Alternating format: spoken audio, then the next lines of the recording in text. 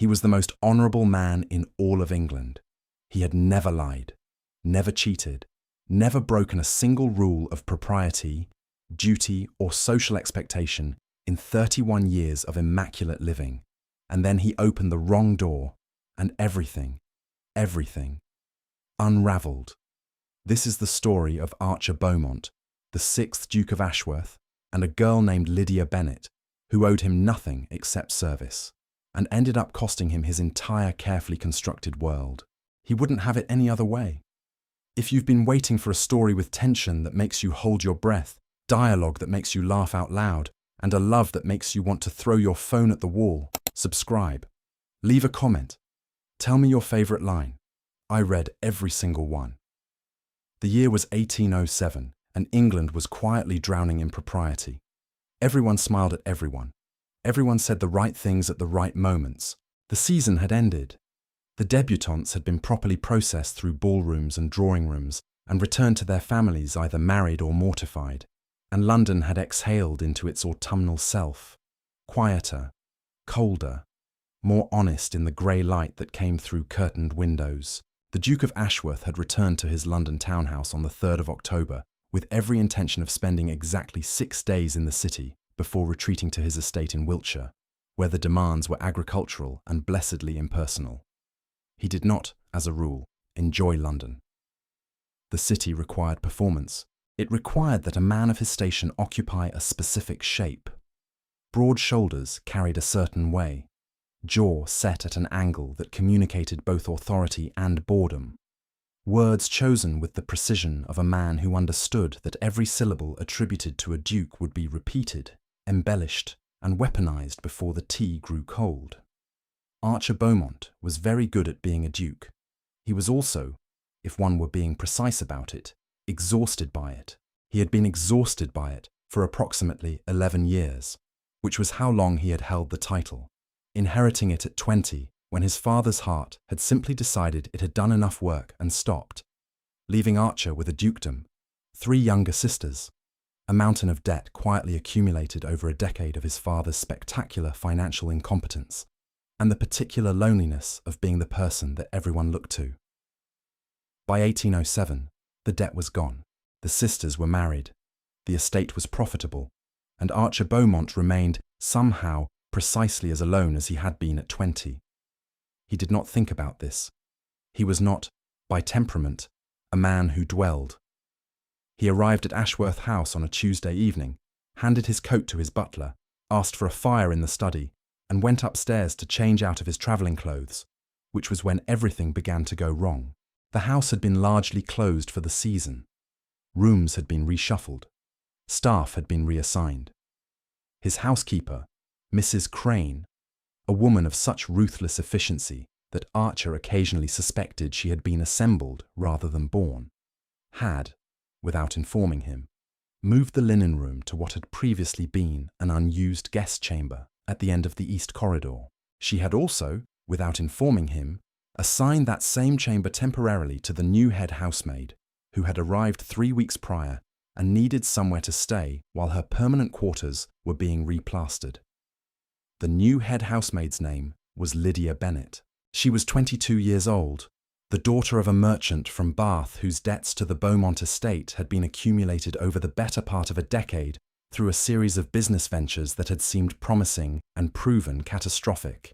The arrangement, Lydia's service in lieu of outstanding payment, had been brokered quietly by solicitors on both sides, and had the particular quality of all such arrangements.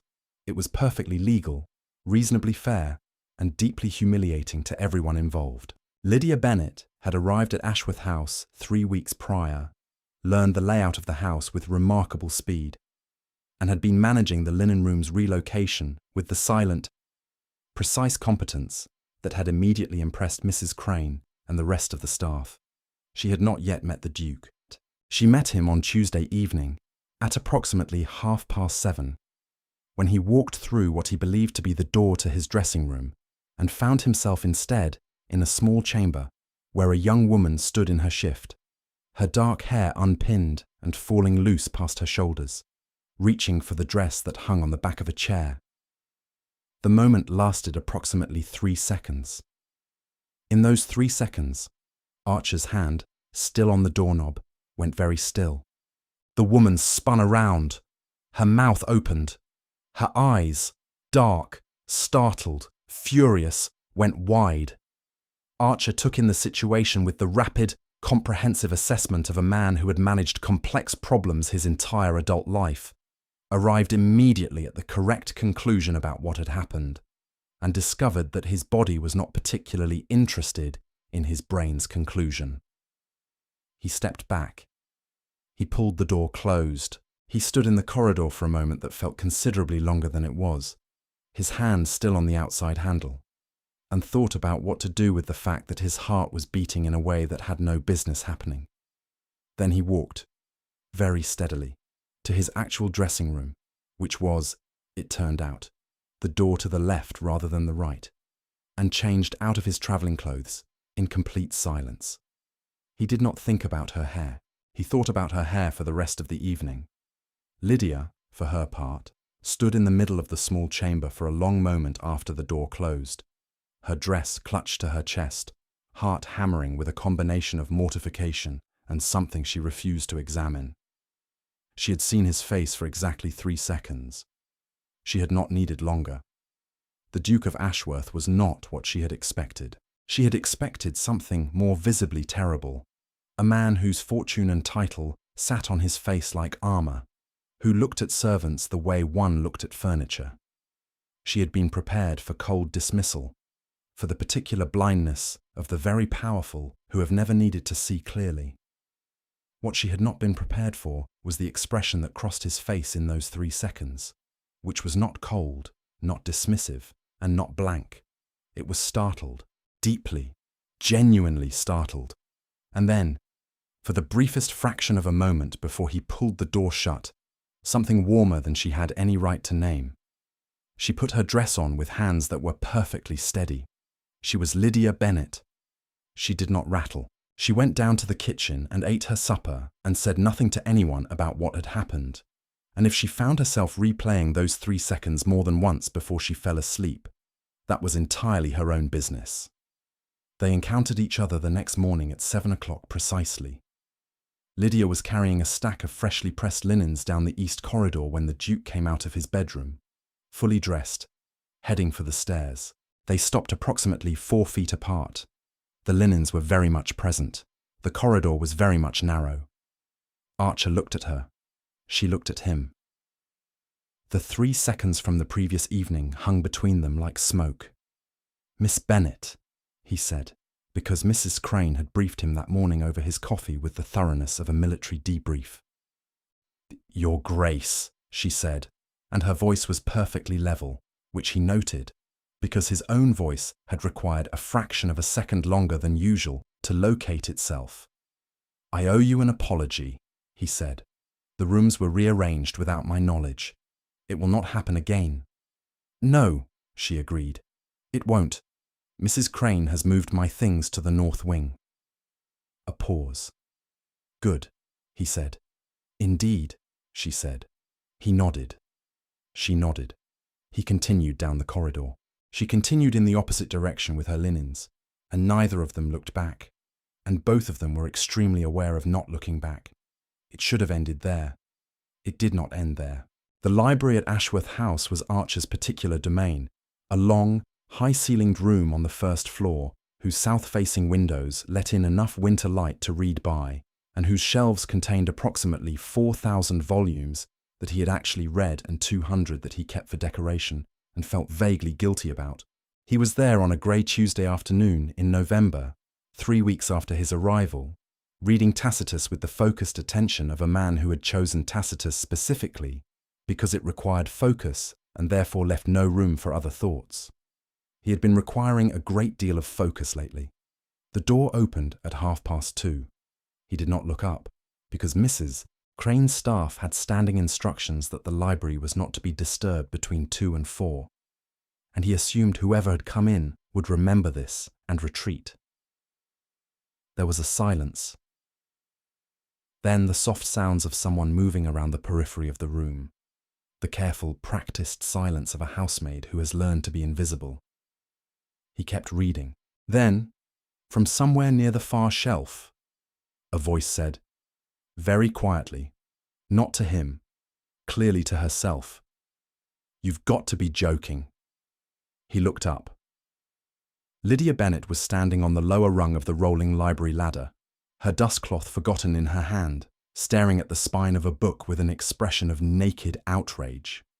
I beg your pardon, he said. She startled so hard she nearly came off the ladder. Her hand grabbed the shelf. The dustcloth fell.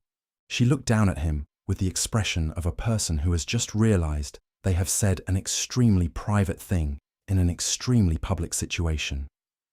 Your Grace, forgive me. I was told the library was unoccupied. What book? He said. She blinked. I'm sorry. What book prompted that response? A pause in which she clearly calculated whether honesty or discretion was the safer option. Then she reached up and pulled the volume from the shelf and held it out for him to see the spine. And he had to revise everything he had thought about this situation, because the book was a scholarly analysis of Roman agricultural systems published in 1793, and the outrage on her face was the outrage of someone who had read it and found it wanting. But it makes 3 factual errors in the first chapter alone, she said, and then seemed to realize she had said this to a duke about a book in his library, and added, Your Grace. Archer put down his Tacitus. Which errors? He said. Another calculation. Then she climbed down from the ladder, opened the book to a page she clearly knew by memory, and showed him. She was right. All 3. He looked at the page. He looked at her. She was watching him with the careful attention of someone who has learned to read the room and is currently reading it very hard. Sit down, he said, and nodded at the chair across from his. Your Grace, it isn't. I'm aware of what it isn't. Sit down, Miss Bennet. She sat, not with the quality of someone who had been commanded, which he had half expected, the tight, uncomfortable posture of a person enduring rather than choosing.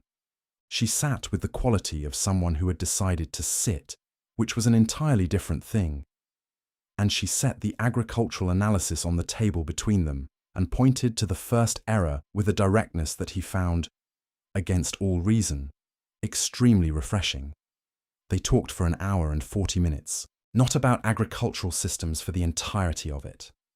The conversation moved with the particular organic logic of 2 people who have found, unexpectedly, that the other person's mind is worth following. Roman history to English property law to the particular absurdities of London society, to a debate about whether Fielding was a better novelist than Richardson that became genuinely heated, and that Lydia won by pointing out, with devastating precision, that Archer's argument rested on a passage he had clearly misremembered.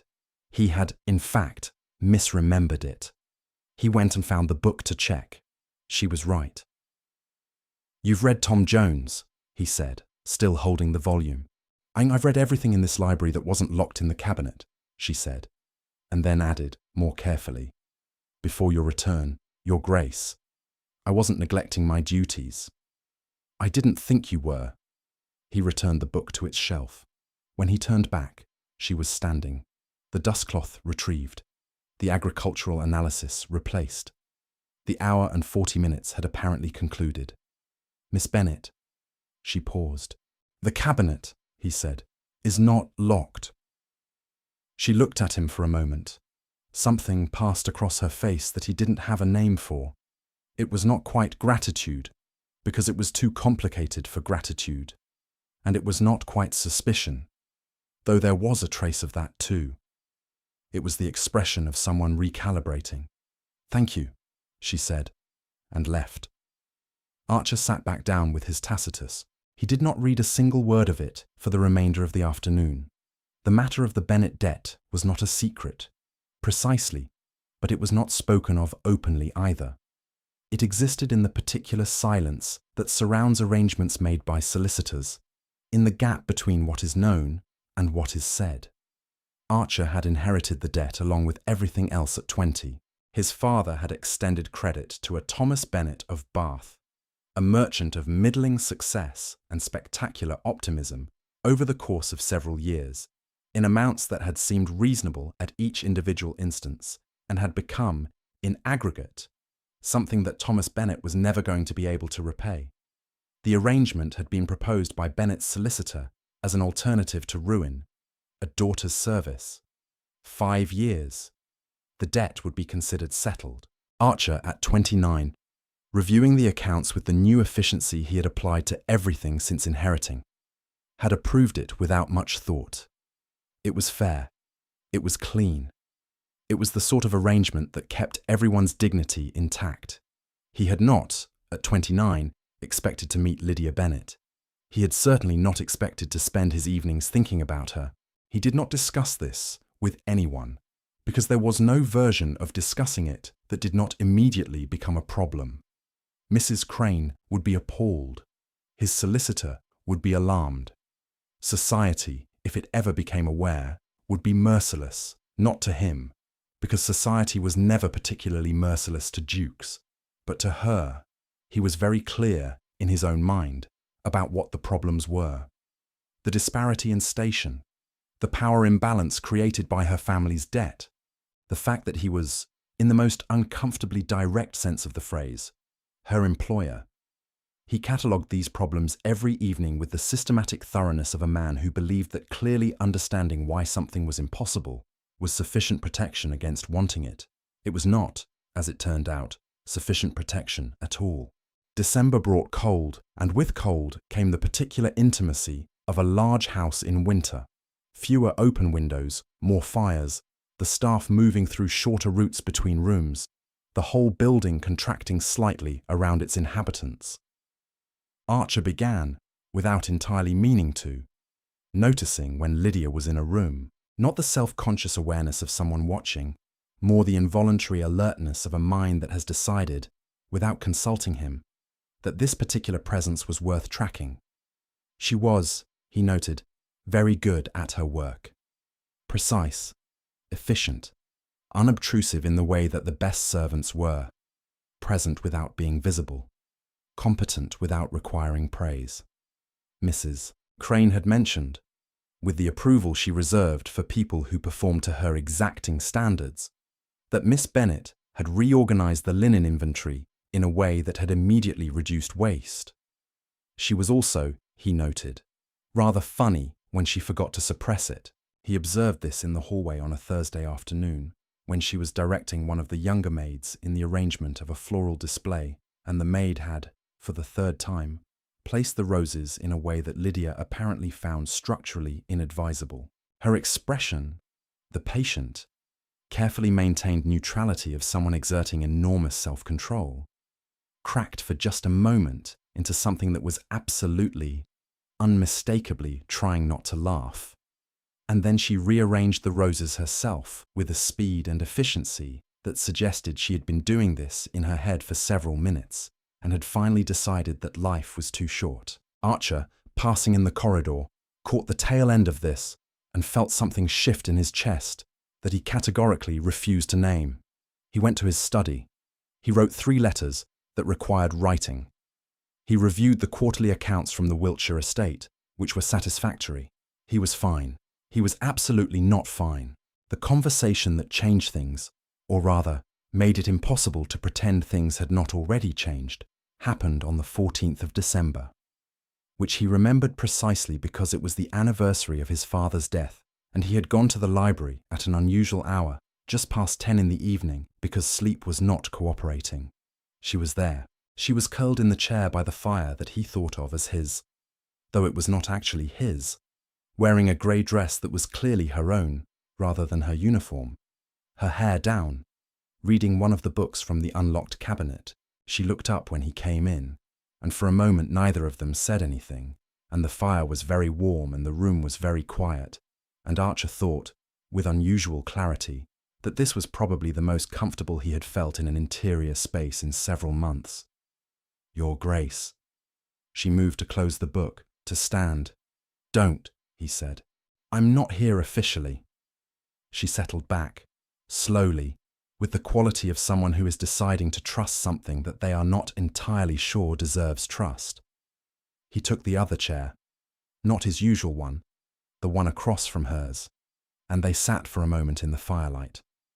"What are you reading?" he asked. She turned the spine toward him. "Wollstonecraft's A Vindication of the Rights of Woman." "Contraband," he said. "You said the cabinet wasn't locked." "I did say that." He looked at the book. "What do you think of it?" The question surprised her, he could tell. Not the fact of asking, but the quality of it. He was asking what she actually thought, and she was recalibrating again, that slight adjustment behind her eyes. "I think she's right about nearly everything," she said. "And it won't matter." "Why won't it matter?" "Because the people who need to be convinced of it will not read it, and the people who do read it already believe it. Ideas that threaten comfortable arrangements tend to be very popular among people who are already uncomfortable." He looked at her. She looked at him. The fire crackled. Outside, London was doing whatever London did at 10 in the evening, rattling and gasping and existing in its enormous, indifferent way. "Is that how you think about your own situation?" he said, and then regretted asking, because it was too direct, too much, too close to something that he did not have the right to touch, but she didn't flinch from it. "My situation," she said, "is that I owe a debt I did not incur and am serving a sentence I did not choose. I am not comfortable about this. I have decided that being uncomfortable but housed is preferable to being uncomfortable and cold. And so I do my work, and I do it well, and I read the books in the cabinet, and I wait." "Wait for what?" "For my 5 years to be done." A pause. "Your Grace." The title sat in the air between them. They both heard it. What it was and what it was doing. Which was not showing respect. Exactly. But maintaining a distance that they had just, briefly, allowed to collapse. "Your father's debts," he said. "Is he?" "He is well, thank you. In Bath. My mother writes." She closed the Wollstonecraft. He was not a bad man. He was a man who believed, always, that the next venture would be the one that worked. It is a particular kind of optimism. I have inherited it imperfectly. I am optimistic, but I have added a more realistic assessment of probability. Archer looked at his hands. There was something he wanted to say, and he did not say it because he did not have the right to say it yet, and possibly not ever. And the weight of that, of doing things correctly, of not using the power of his position to reach for something that should not be reached for, sat on him heavily. Good night, Miss Bennet," he said, and stood. "Good night, Your Grace." He left. He did not sleep. He lay in the dark and thought about probability and about what it meant that she had said, "Yet." She had not said, "ever." She had said, "yet." He thought about this for a very long time. January brought snow, and with snow came Lady Cecily Wyndham. She arrived in the second week of January with her mother, Lady Wyndham Senior, and the combined force of 2 women who had spent approximately 3 years quietly arranging, in the particular way that mothers and daughters of the aristocracy arranged things, for this visit to occur. Archer had not invited them. He had not invited them.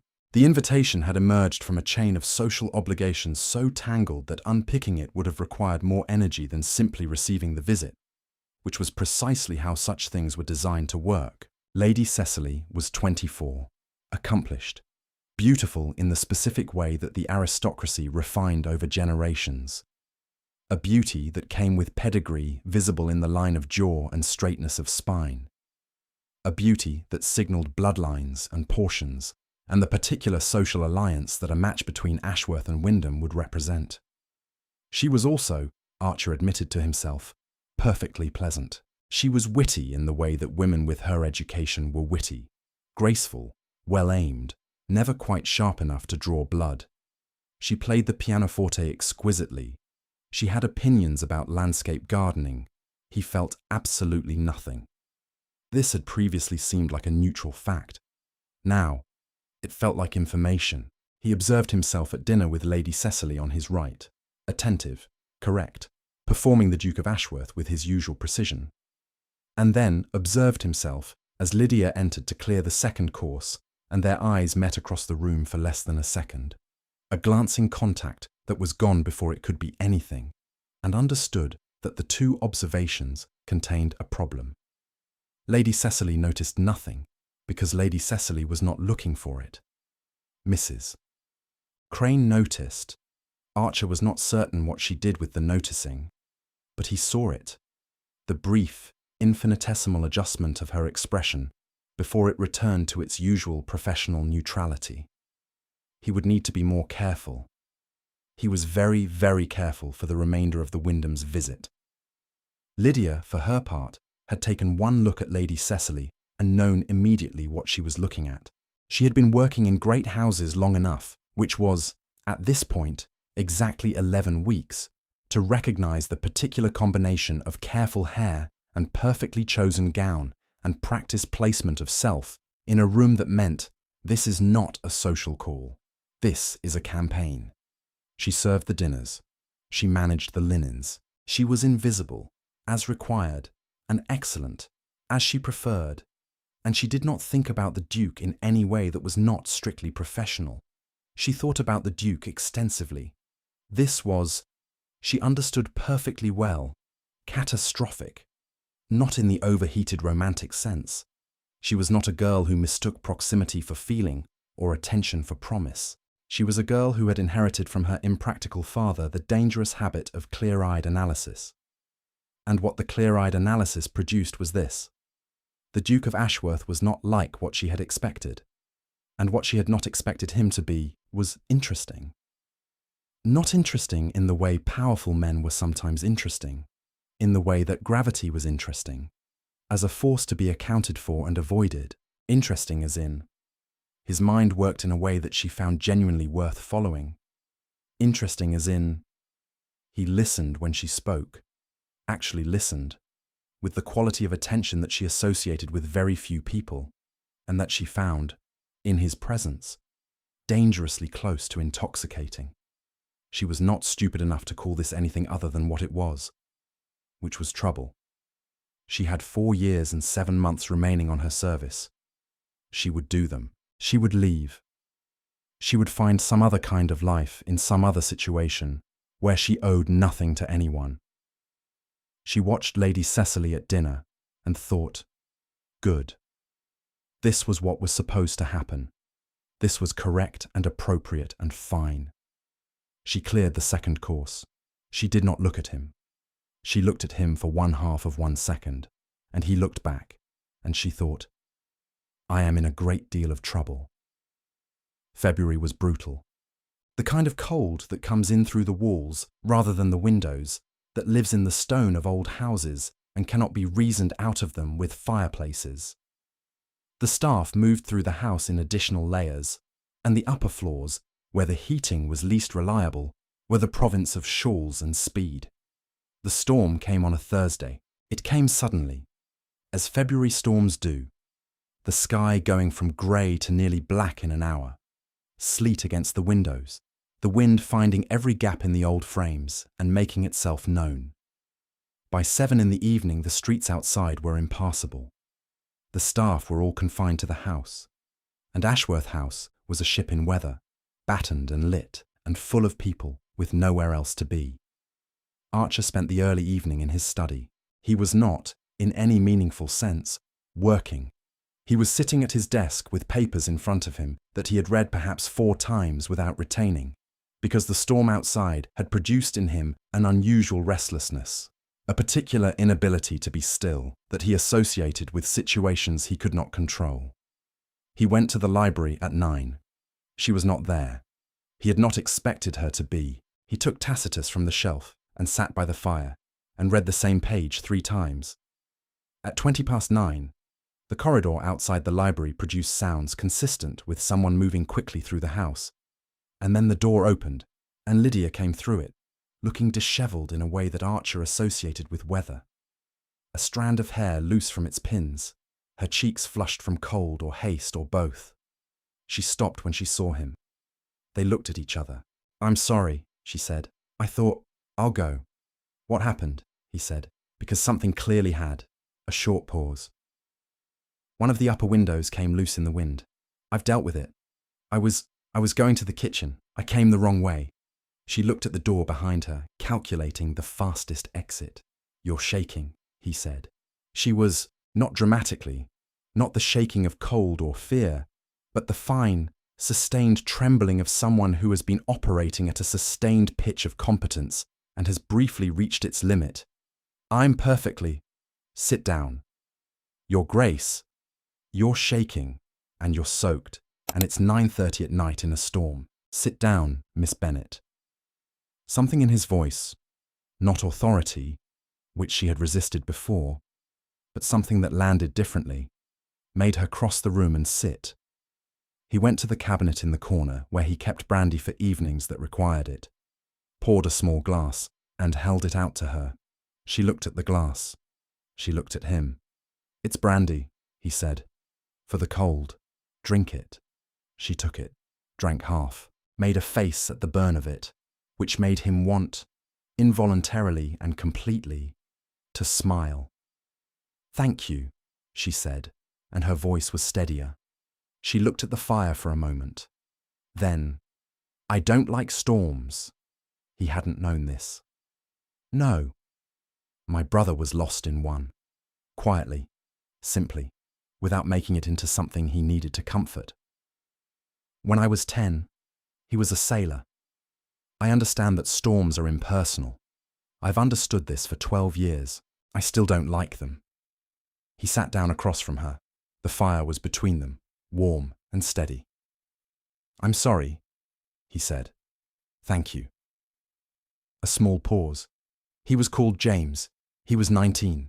He was considerably funnier than I am. I find that difficult to believe. She looked up. Something crossed her face. Surprise. Again, that same recalibration. And then she laughed. A short, genuine sound that he felt somewhere behind his sternum. You do find me funny, she said, with the quality of someone who has suspected something and is now confirming it.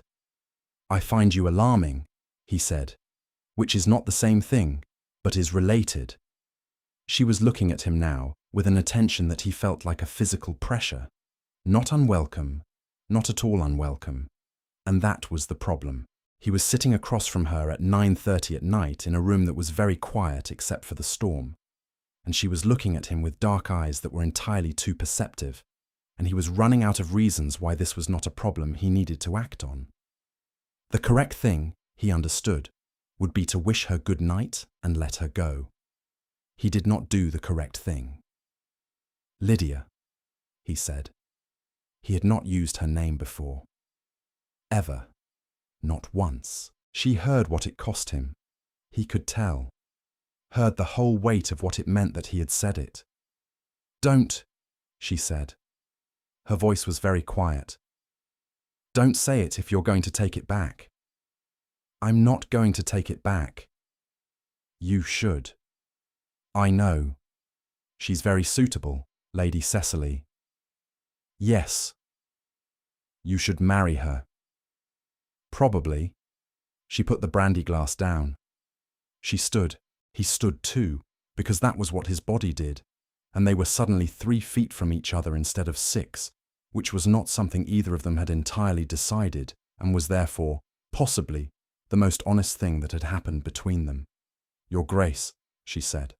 Archer, he said, because if they were going to do this wrong, they were going to do it all the way wrong.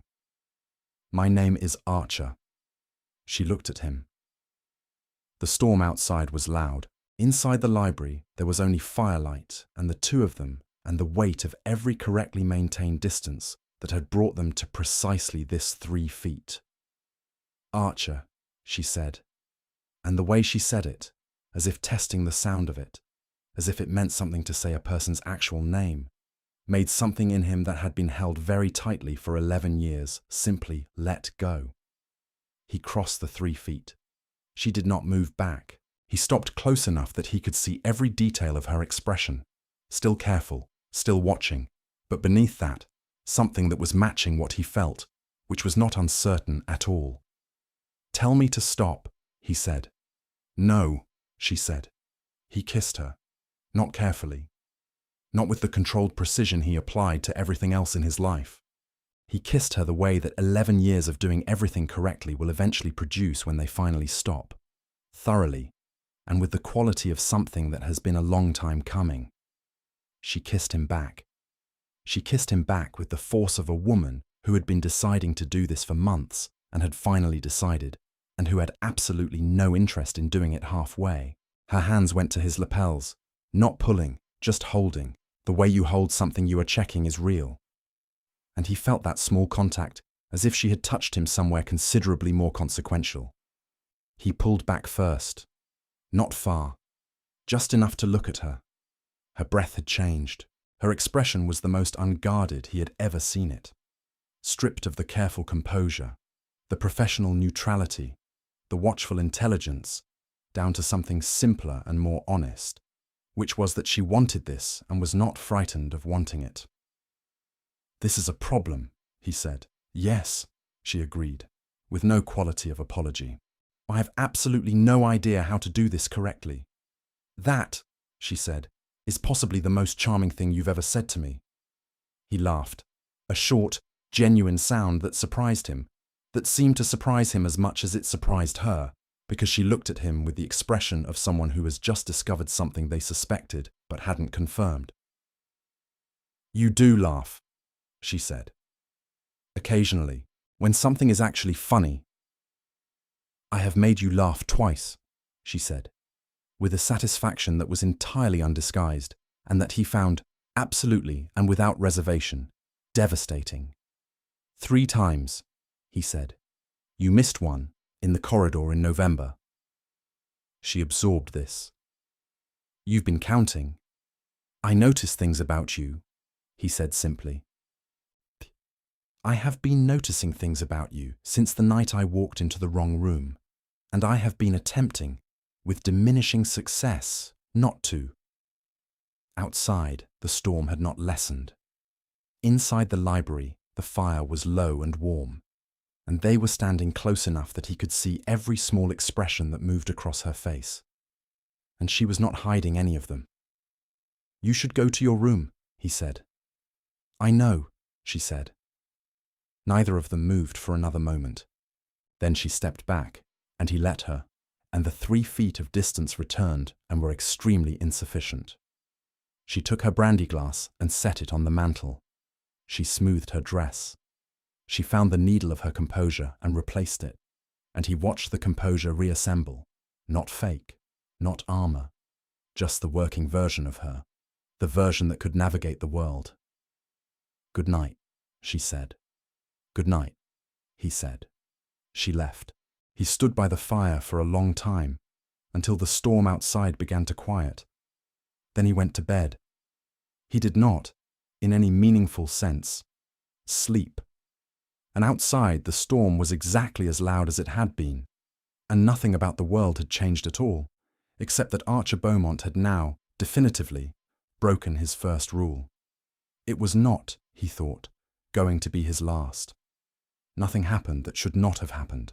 He needed to be clear about this, and he was clear about it, with himself, with the specific and exhaustive clarity of a man taking stock.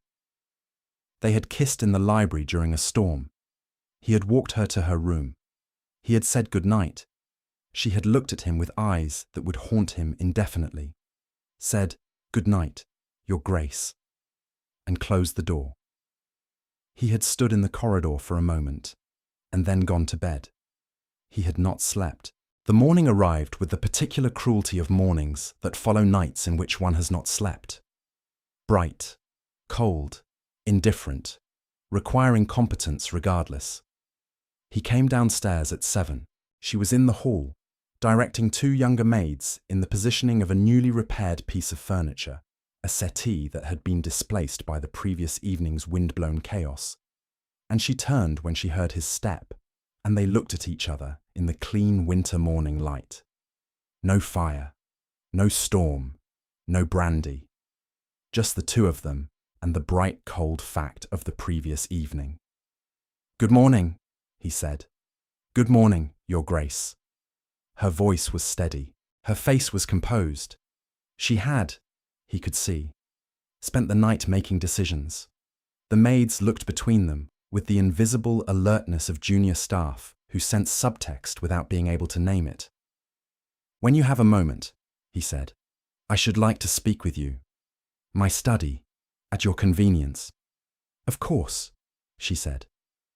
He went to his study. He ate the breakfast that was brought to him without tasting it. He reviewed, for the third time, the terms of the Bennet debt as documented in the relevant legal papers, and found them, as he had found them every previous time, straightforward and legal and no longer sufficient. She knocked at 9:30. "Come in," he said, and stood when she entered, because she was a person, and standing when a person entered was correct regardless of what the world said about the distinction between persons. She closed the door. She stood with her hands folded in front of her, with the composure of someone who has prepared for this conversation and is determined to have it from a position of dignity. "Miss Bennet," he said, "I owe you an apology." She blinked, briefly, very briefly. "I see. What happened last night should not have happened. Not because—" He stopped, chose his words with care, "because this mattered. Not because of any reflection on you, but because of what I am in relation to your situation here. I have power over your circumstances in a way that makes what I did last night a breach of something important, regardless of what was. Felt." She looked at him for a long moment.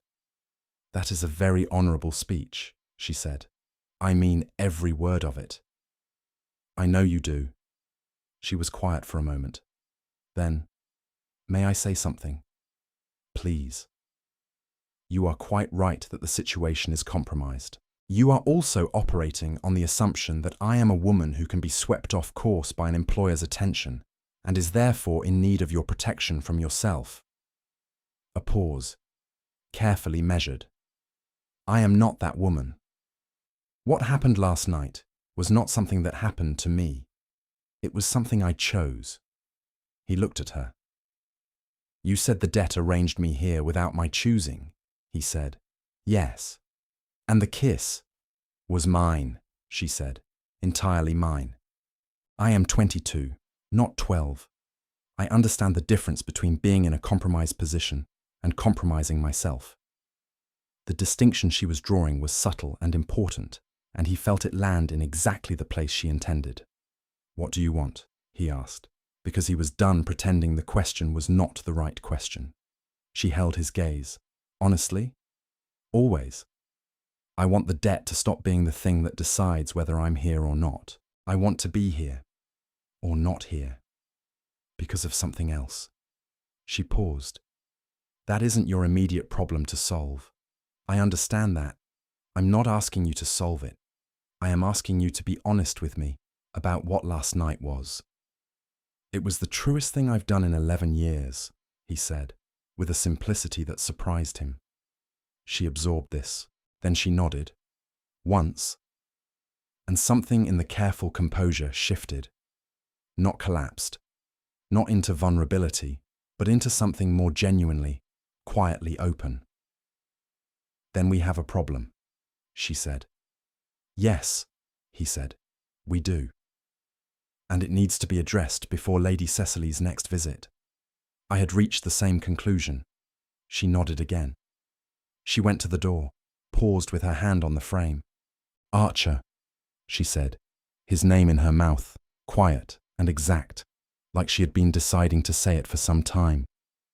"Lydia." She left. He sat back down. He wrote 2 letters, one to his solicitor regarding the Bennet debt, and one to Lady Wyndham, declining a proposed engagement with a courtesy and finality that left no room for misinterpretation. Lady Wyndham's reply arrived 4 days later. It was 3 sentences long and arctic in temperature. Lady Cecily did not write at all, which Archer found, upon reflection, a mark in her favour. She was too intelligent to waste words on a situation that had already concluded, and he respected her for it. He hoped, sincerely, that she would find someone who wanted her specifically, and not merely the alliance she represented. She deserved at least that much. Then he felt the full weight of what he had just done, and also the unusual, unfamiliar, slightly bewildering sensation of a man who has done the right thing and the honest thing simultaneously, which in his experience were not always the same thing. London found out in March. This was, on reflection, predictable. London always found out. The city operated on a substrate of observation. Servants talked, solicitors had clerks, clerks had wives, wives had morning calls had agendas, and agendas had the particular appetite for the fall of the impeccably maintained. The Duke of Ashworth had declined Lady Cecily Wyndham. This was, on its own, a merely interesting fact. Dukes declined to marry people with some regularity, and the reasons were generally boring. But London was also aware, in that distributed and sourceless way it always was, that there was a Bennet girl in Ashworth House, and Bennets in Ashworth House meant debts, and debts meant arrangements, and arrangements in which a young woman and a duke shared a house for several months were not, in the common imagination, arrangements that remained professional. The murmur started at a musicale in the second week of March. Archer heard it second-hand from his friend Viscount Thorn, who delivered the information in his usual blunt fashion over brandy. "People are talking," Thorn said. "People always talk. About the housemaid." A pause. "I see. They're saying she's the reason for the Wyndham business." "They're not entirely wrong," Archer said, which was the most honest sentence he had uttered to another person in the entire duration of the situation, and which produced in Thorn a silence that lasted several seconds. "Archer," Thorn said finally, "I'm aware. She's a servant. Her family owes you money. I am aware of the entire situation, Thorn. I have been aware of it with exhaustive clarity for some months, and I am handling it." He was, in fact, in the process of handling it. The letter to his solicitor regarding the Bennet debt had begun a process that required several weeks to execute properly, and he was executing it. And he had not yet told Lydia, because he had wanted to have something done rather than merely promised. The problem with the scandal was not, ultimately, the fact that people knew. The problem was what it meant for Lydia, who had no power, no protection, and who could be expelled from this position, and every subsequent position, if the narrative was wrong. He went to find her. She already knew. He found her in the east corridor, and the expression on her face when she turned and saw him told him immediately that she had been told, possibly by someone less gentle than Thorn. "I'm going to speak with you privately," he said. "That," she said, with a control that he could hear the edges of, "is precisely the thing we should avoid doing right now." Lydia. "The staff knows, the street knows, the gossip columns will know by tomorrow." Her voice was steady, but her hands were not.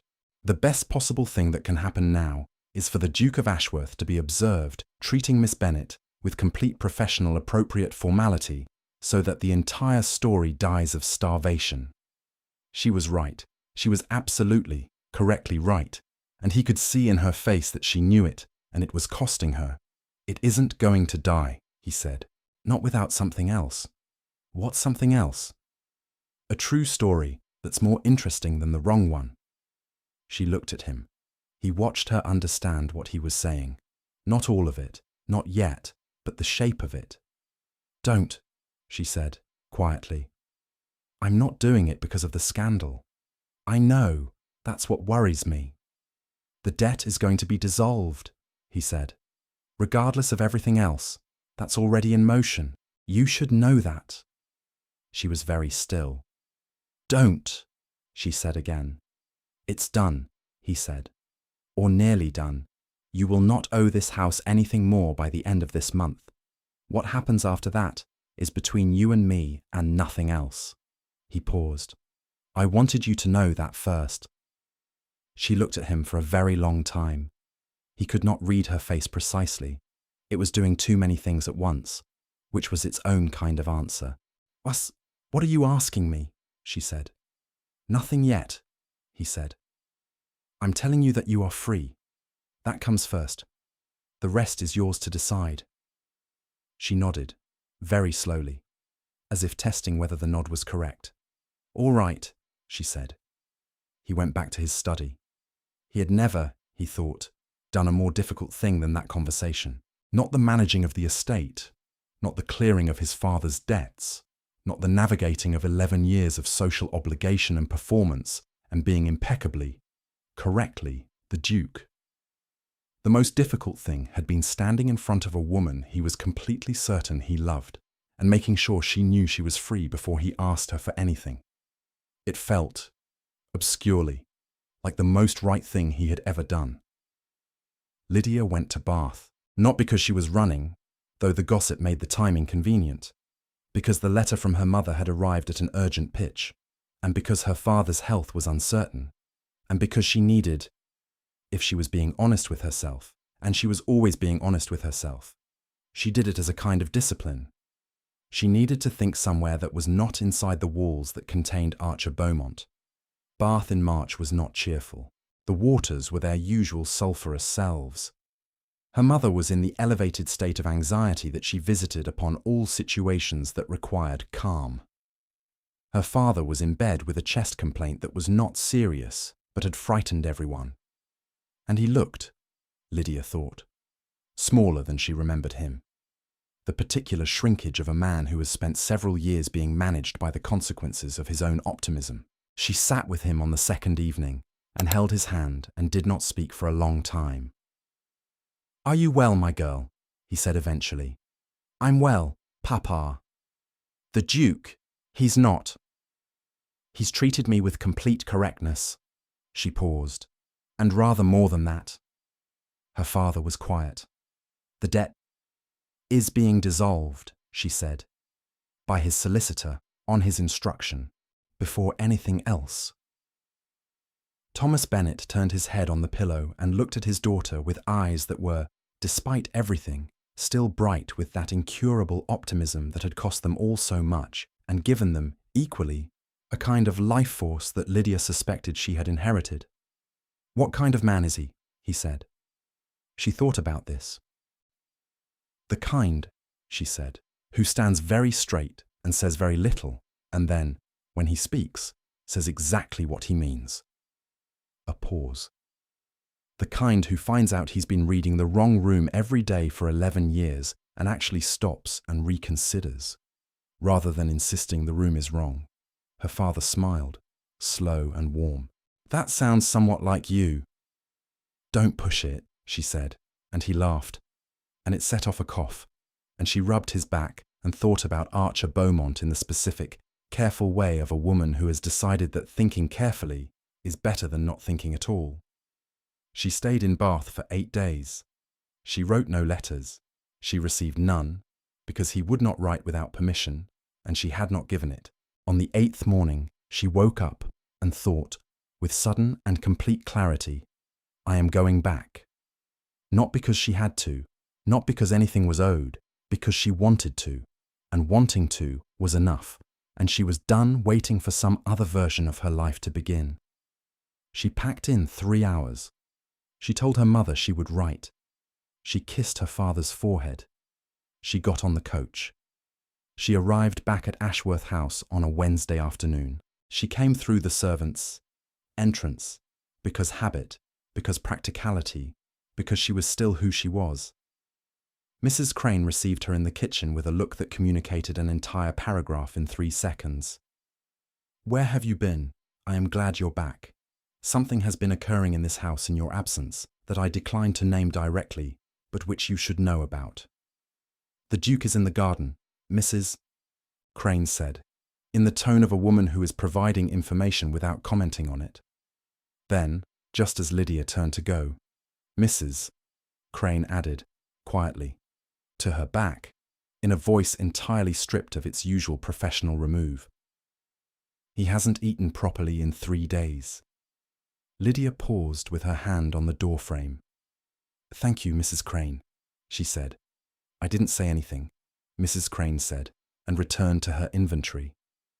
Lydia put her bag down. She went through the back corridor, out the door into the garden, which was in late March, attempting optimism, snowdrops gone, crocuses present, the whole thing making a tentative case for spring.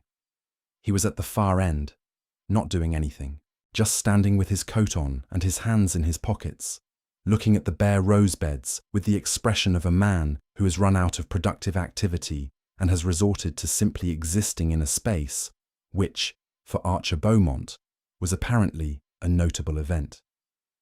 He heard her step on the gravel. He turned.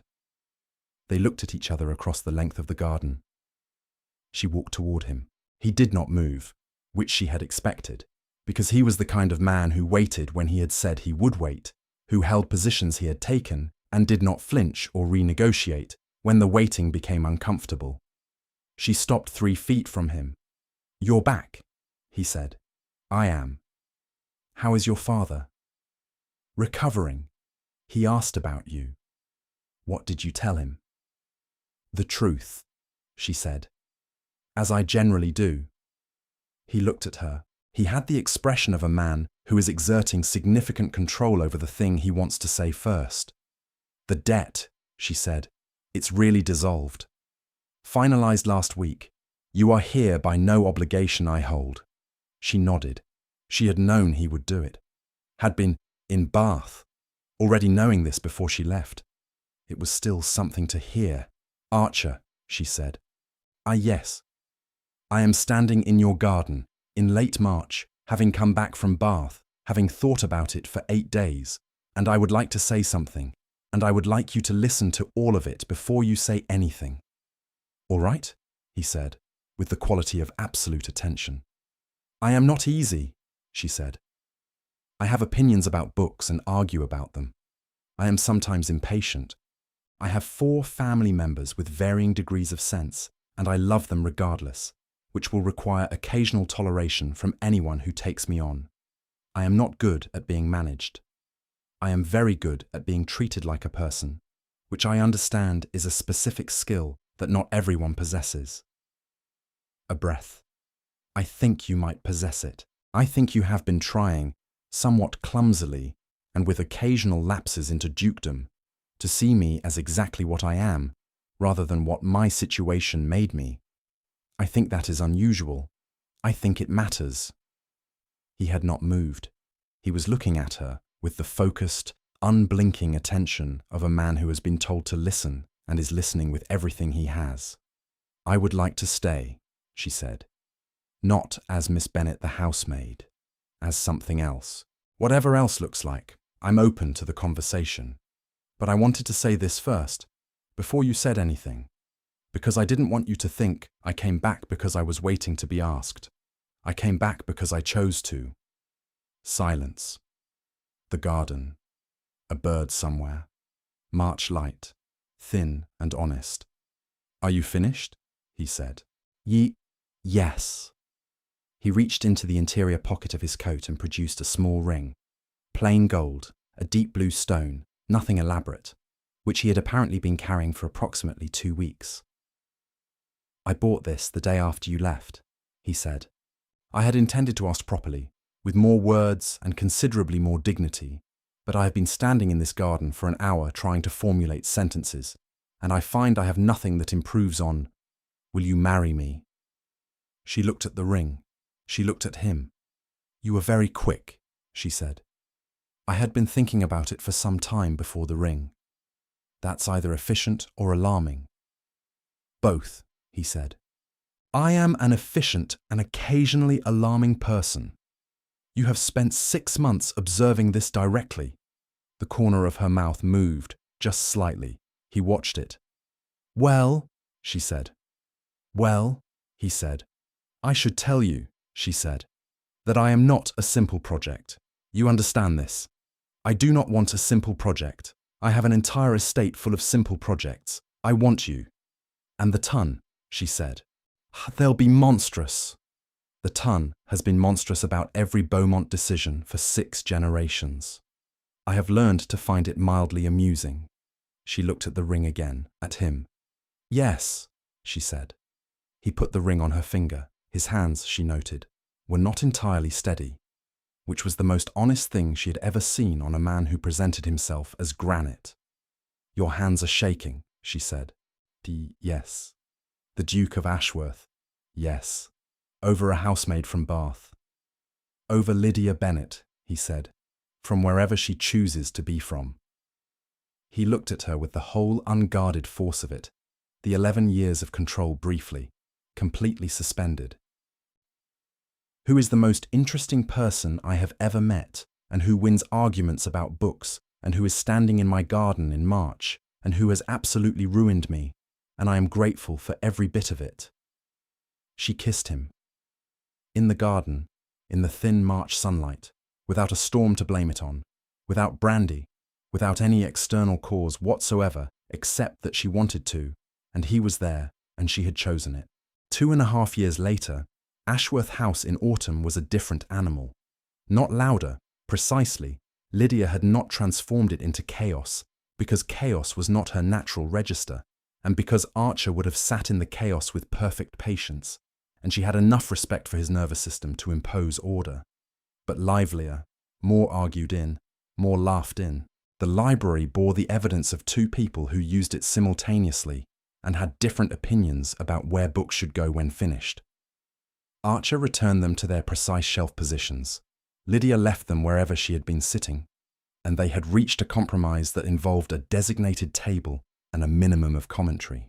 The garden had been replanted according to Lydia's specific opinions about what should go where, which had produced, in its second summer, a result that had made even the most sceptical of the visiting aunts concede that the girl knew something about roses. The ton had been, as predicted, initially monstrous. The gossip columns had been thorough. There had been a period of approximately 4 months in which invitations had been fewer and certain doors had been closed. And Lydia had faced this with the steady composure of a woman who has decided that people who close doors over the Bennet debt were people whose doors she did not especially want to enter. Then Lady Montclair, ancient, formidable, the acknowledged arbiter of who was who and who was not, had met Lydia at a dinner and talked to her for 40 minutes about Wollstonecraft and Roman agricultural history. And the next morning the column had carried a brief, lethal paragraph about the Duchess of Ashworth's particular distinction of intellect. And the doors had opened again, and Lydia had accepted this with the same equanimity she had brought to the closing. Thomas Bennet, fully recovered, had visited in the spring of 1809.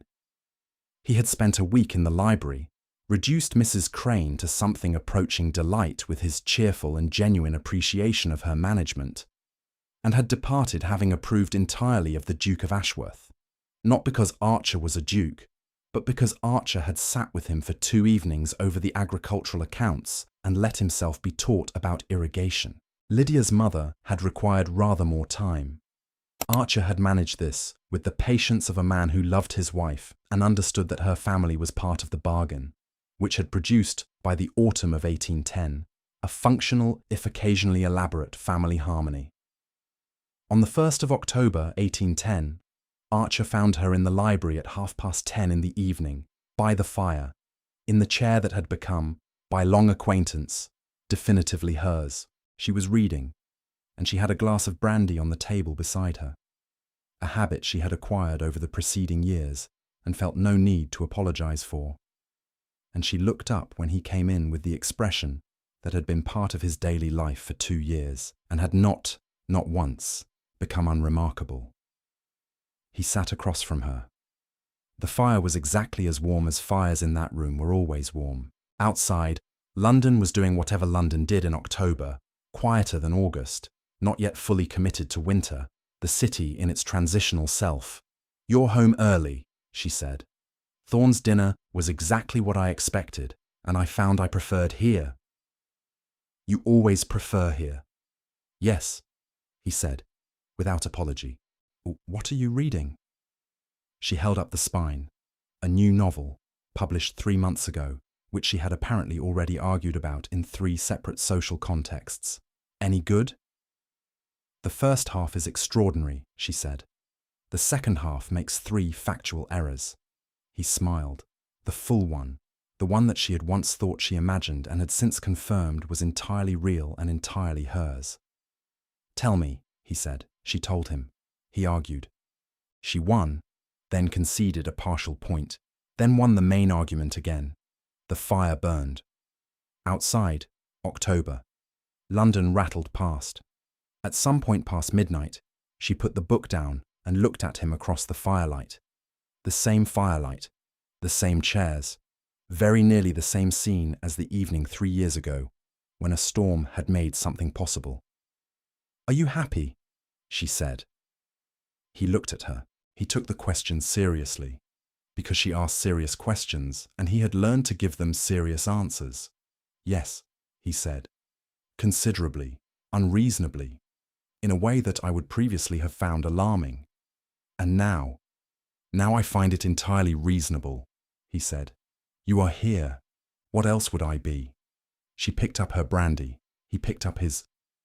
The fire went on, doing what fires do. Outside, London continued existing, vast and indifferent and full of stories. And inside Ashworth House, the Duke, who had never broken a rule, sat across from the woman who had broken all of them for him, gently, specifically, with great precision, and thought that this was, without qualification, the best thing that had ever happened to him.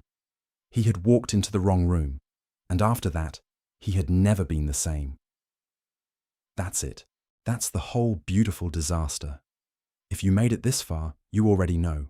Subscribe for more. Drop a comment. Tell me which scene hit hardest. My money's on the garden proposal, but I've been wrong before. See you at the next one.